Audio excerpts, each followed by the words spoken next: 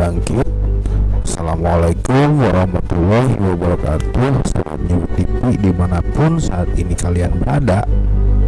Akhir-akhir ini kita dihebohkan dengan isu yang menyebut hati-hati komunis akan bangkit, atau bahkan hati-hati penjajahan Tiongkok, yang lalu kemudian dibangkitkanlah memori kelam bangsa kita kepada tragedi penculikan 7 jenderal pada peristiwa gerakan 30 September PKI. Yang isu itu kemudian tidak main-main dihembuskan oleh elit-elit politik di negeri ini untuk menyerang lawan politiknya.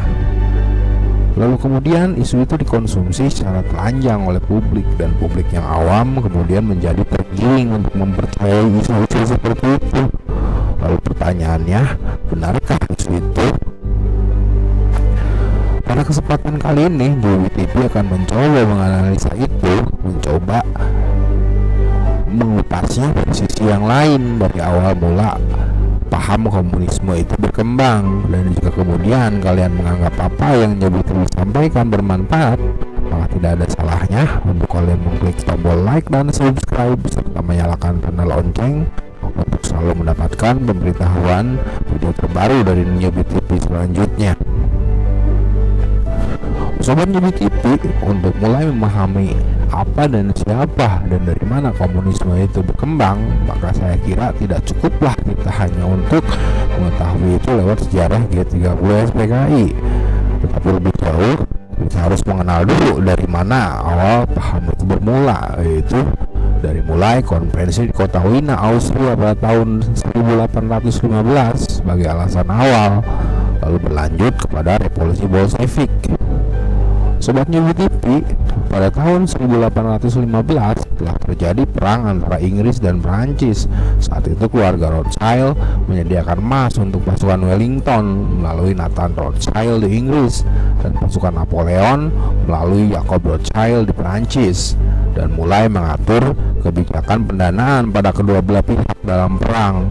Rothschild sangat menyukai perang karena menurut mereka perang adalah generator besar utang yang bebas risiko. Bebas risiko karena utang dijamin oleh pemerintah suatu negara. Sambil mendanai tentu saja sebagai pinjaman kepada kedua belah pihak, Rothschild menggunakan bank milik mereka yang telah tersebar di seluruh Eropa sebagai alasan untuk membangun jaringan layanan pos dan rute rahasia dan jasa kurir yang cepat. Para kurir Rothschild ini diperbolehkan untuk melewati blokade Inggris dan Prancis, dan hal ini menguntungkan karena melalui kurir tersebut Nathan bisa mengetahui seperti apa jalannya perang, sehingga Nathan bisa menggunakan jasa intelijen tersebut untuk membeli dan menjual bursa saham. Salah satu kurir Rothschild yang bernama Rothschild langsung berangkat menuju kediaman Nathan Mayer Rothschild untuk memberitahu bahwa Inggris memenangkan pertempuran Waterloo. Kurir Nathan tidak lebih cepat 24 jam dibandingkan kurirnya Wellington. Nathan Mayer Rothschild segera memasuki bursa saham dan memerintahkan karyawannya untuk segera menjual konsul, obligasi, atau surat utang milik pemerintah Inggris. Karena Rothschild sangka lebih maju dalam informasi, Rothschild langsung menyebarkan gosip kalau Napoleon akan memenangkan perang. Mendengar kabar tersebut, masyarakat menyadari bahwa pemerintah Inggris tidak akan sanggup membayar obligasi yang telah dibeli rakyat dari Rothschild. Kemudian masyarakat menjual obligasi tersebut dengan harga yang sangat murah, bahkan mungkin sudah tidak berharga lagi. Saat-saat terakhir inilah Rothschild dan sekutunya membeli kembali semua saham yang dijual masyarakat ketika sampai kabar bahwa Inggris yang sebenarnya memenangkan perang. Dalam hitungan satu malam, kekayaan Rothschild berlipat ganda sebesar 21 kali dari sebelumnya. Bahkan Nathan Rothschild secara terbuka menyatakan bahwa selama 17 tahun berada di Inggris, kekayaannya yang sebenarnya 20.000 pound sterling diberikan oleh ayahnya Mayer Amsel Rothschild meningkat 2.500 kali menjadi 50 juta pound sterling karena memiliki obligasi ini. Maka keluarga Rothschild memegang kendali penuh atas perekonomian Inggris.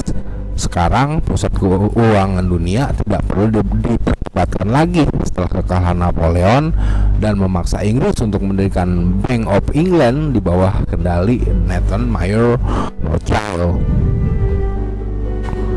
Saya tidak peduli siapa yang menguasai tahta Imperium Britania, di mana matahari tidak pernah terbenam. Orang yang mengendalikan suplai uang Inggris akan menguasai Inggris. Sayalah yang mengendalikan suplai uang Inggris. Begitu ucap Nathan Mayer Rothschild. Karena mengendalikan Bank of England, Rothschild menggantikan metode pengiriman emas antar negara dan bahkan menggunakan 5 bank mereka yang tersebar di seluruh Eropa untuk membuat sebuah sistem debit dan kredit kertas, sistem perbankan saat itu. Pada akhir abad ke-18 yang dikenal sebagai periode Age of Rothschild, diperkirakan bahwa keluarga Rothschild memiliki setengah lebih kekayaan dunia.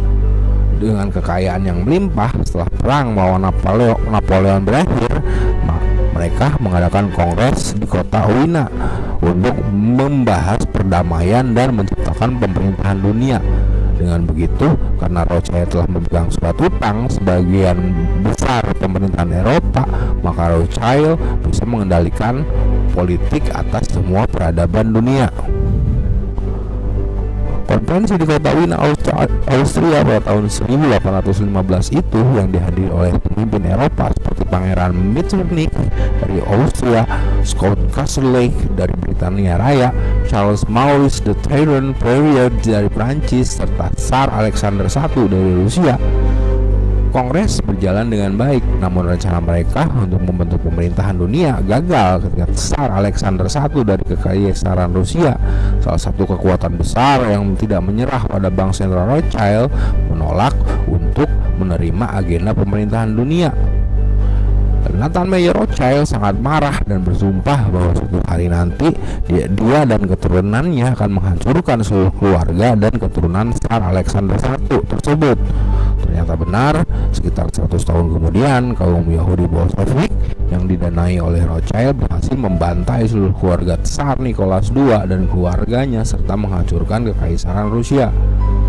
Rangkaian upaya pembunuhan sebagai dasar dendam Rothschild pada keluarga Tsar Rusia sebelum revolusi Bolshevik telah berlangsung terus-menerus. Seperti misalkan tahun 1866 upaya pembunuhan terhadap Tsar Alexander II dilakukan meskipun gagal, ataupun lagi-lagi tahun 1879 upaya kedua dilakukan oleh Alexander Soloniev, namun lagi-lagi gagal hingga akhirnya Soloniev dihukum gantung. Masih di tahun yang sama, upaya pembunuhan terhadap Tsar Alexander II terus dilakukan. Kali ini giliran Narodnaya Volya yang memicu sebuah ledakan di sebuah kereta api, namun lagi-lagi gagal. Setahun berikutnya, tahun 1880, pemboman di ruang makam istana yang dilakukan oleh Stephen Baldwin lagi-lagi menemui kegagalan dan Tsar Alexander II masih selamat. Hingga akhirnya pada tahun 1881 upaya itu berhasil dan Tsar Alexander meninggal dalam sebuah ledakan bom dan tahta kemudian beralih ke Tsar Alexander III. Upaya balas dendam Rothschild masih terus berlangsung pada Tsar Alexander III melalui Alexander Ulyanov, saudara tertua dari Vladimir Lenin, tetapi gagal karena Tsar kemudian wafat karena penyakit ginjal dan Ulyanov dihukum gantung. Tahta kemudian berpindah ke Tsar Nicholas II. Dalam masa pemerintahan Tsar Nicholas II, Rusia mengalami peperangan dengan Jepang dan kalah tahun 1905. Kekalahan Kekaisaran Rusia dari Jepang menjadi pukulan yang berat dan mengakibatkan Rusia menjadi rapuh. Itulah kemudian celah yang digunakan Rothschild untuk mendanai kaum Yahudi Bolshevik melakukan sebuah revolusi yang disebut Revolusi Bolshevik yang berhasil menurunkan Kaisar Tsar Nicholas II. Lalu Tsar Nicholas diasingkan ke rumah seorang insinyur militer bernama Nikolayevich Ivatiev di Yekaterinburg dan dibantai di sana beserta seluruh keluarganya oleh kaum Bolshevik. Dari sanalah kemudian dimulai Orde Komunisme di Rusia. Rusia yang awalnya sepanjang sejarah dikenal sebagai penganut Kristen Ortodok kemudian dirubah menjadi negara komunis oleh kaum Yahudi Bolshevik yang dibayar Rothschild. Masyarakat Rusia dilarang beribadah, gereja-gereja dan masjid-masjid ditutup, tidak boleh digunakan, dan Rusia kemudian dirubah menjadi Uni Soviet. Sehingga atas dasar semua itu, adakah kita sekarang dapat mengambil sebuah kesimpulan siapa sebenarnya yang komunis, Rusia atau kaum Bolshevik yang dibawa Rothschild? Rusia sebagai nenek moyang komunis atau Rusia adalah korban penjajahan komunis? Sehingga sampai saat Rusia melepaskan diri dari komunisme pasca runtuhnya komunisme, setelah Rusia menerapkan politik glasnost perestroika, Rusia kemudian melepaskan diri dari paham komunisme yang ateis. Mereka kemudian kembali kepada keimanan nenek moyangnya sebagai negara ortodok yang taat. Dan kemudian hari ini mereka berdiri tegak menantang keluarga Rothschild dengan sistem mata uang dolarnya, dengan bank sentral yang dia kuasai IMF, World Bank, The Fed. Rusia berjuang meruntuhkan itu dan dengan membangun sistem mata uang lokal atau local currency settlement framework dan menggagas persatuan negara-negara berlabel BRICS untuk menolak dan meruntuhkan dolar. Lalu bagaimana kaitannya dengan gerakan G30 SPKI yang ada di Indonesia? Adakah kemudian itu dikarenakan kedekatan Uni Soviet dan China dengan pemerintah Indonesia saat itu, yang kemudian tuduhan menyebut pemerintah Indonesia bahkan sebagai simpatisan dari komunis dikarenakan pemerintah yang dekat dengan Partai Komunis Indonesia saat itu, dan lalu seolah-olah Indonesia akan dikomuniskan alih-alih diateiskan, dan agama kemudian akan dimusuhi seperti yang terjadi di Rusia? Atau lagi-lagi itu adalah karena ulah bejat Rothschild yang mulai berekspansi ke Indonesia? Satu hal yang kita harus ingat, bahwasannya menyebut komunis itu sebenarnya tidak bisa dikaitkan dengan ateisme dan permusuhannya terhadap agama.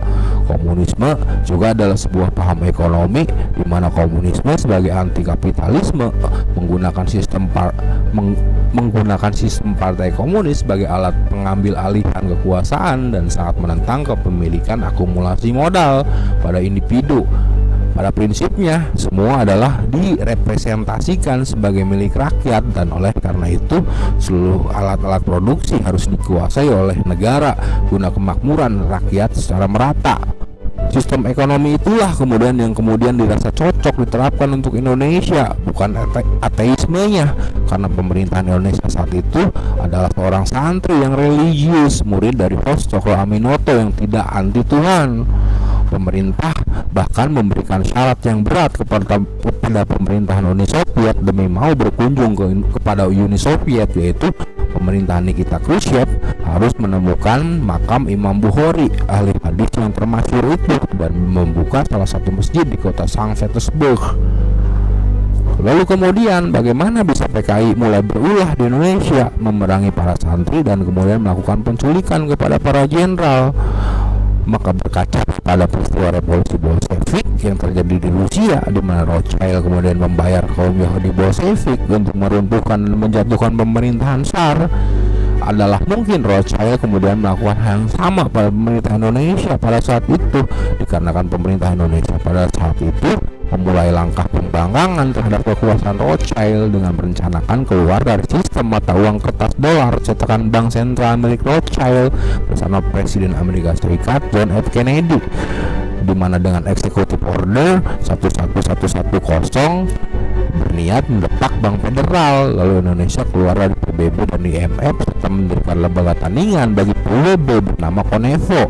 Tetapi kemudian kita paham bahwa itu kemudian gagal. John F. Kennedy ditembak mati dan pemerintah Indonesia dikudeta dengan gerakan G30 SPKI, yang melalui pidato pelengkap Nawaksara dijelaskan bahwa G30 SPKI adalah akibat keblingernya pemimpin PKI dan kelihayan akal busuk neokolim atau neokolonialisme, yang berarti penjajah membuat tipu daya, di mana ketika tipu daya dia berhasil, yaitu John F. Kennedy ditembak mati dan pemerintah Indonesia dikudeta, maka Amerika dikembalikan kepada The Fed dan Indonesia dikembalikan ke IMF dan PBB, dan raiblah kemudian PT Freeport dengan aturan yang aneh itu. Lalu apakah komunis akan bangkit, atau adakah penjajahan Tiongkok akan ada terkait dekatnya Indonesia hari ini dengan Rusia dan Cina?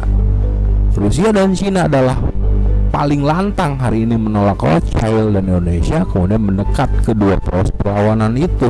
Lalu ketika dalang dari komunisme yang ateis itu adalah Rothschild dan Indonesia kemudian mencoba berdiri melawan bersama Rusia dan China, maka yakinkah nalar dan logika Anda percaya bahwa komunis akan bangkit? Waalaikumsalam. Terima kasih sudah menonton. Assalamualaikum warahmatullahi wabarakatuh.